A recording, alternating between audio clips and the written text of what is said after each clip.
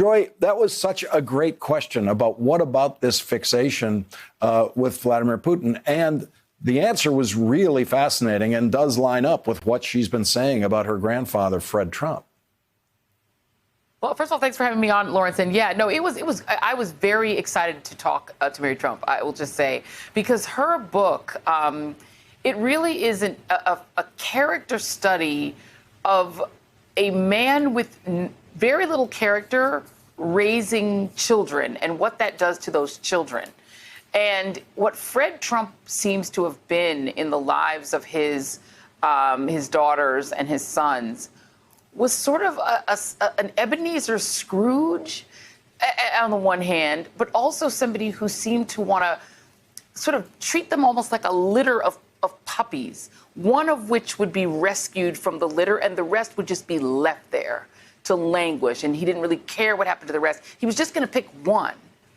And when he finally picked Donald, because the older brother, his namesake, Freddie, refused to be as vicious, as ruthless, as guileless. He refused to be Fred Trump.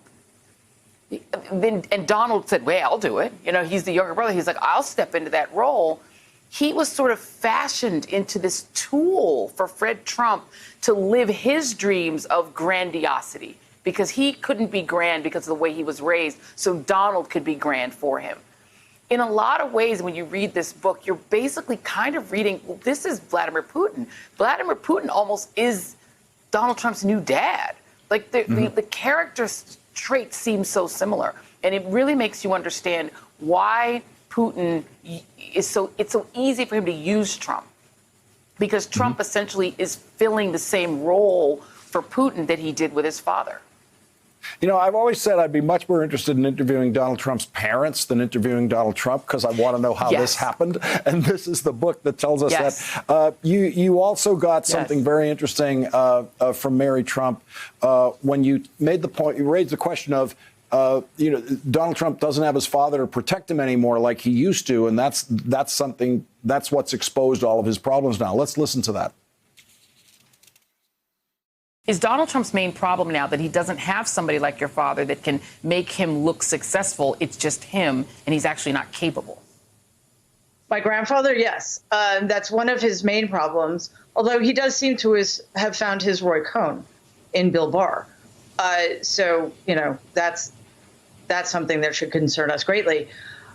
More than that, though, I think one of Donald's biggest problems is that for the very first time in his life, he is receiving scrutiny, although not enough, and he's getting pushback, although not enough, and it's putting him under such enormous amounts of stress that we see him lashing out in ways he may not have otherwise if he had just stayed out of the Oval Office.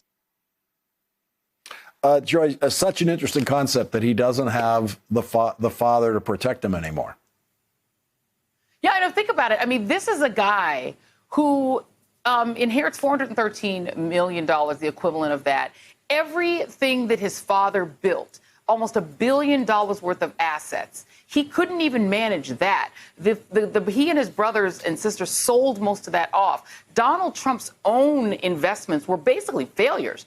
Not even basically. He went into bankruptcy 4 times when Mary Trump was trying to write his new book, The Art of the Comeback. He was headed toward his 4th bankruptcy at the time. His Atlantic City attempt to free himself from his father without his father's, connections, just make it on his own in Atlantic City, failed. He's always failed without his dad. Now he's trying to run a country without the dad figure to tell him what to do, and he doesn't know what to do.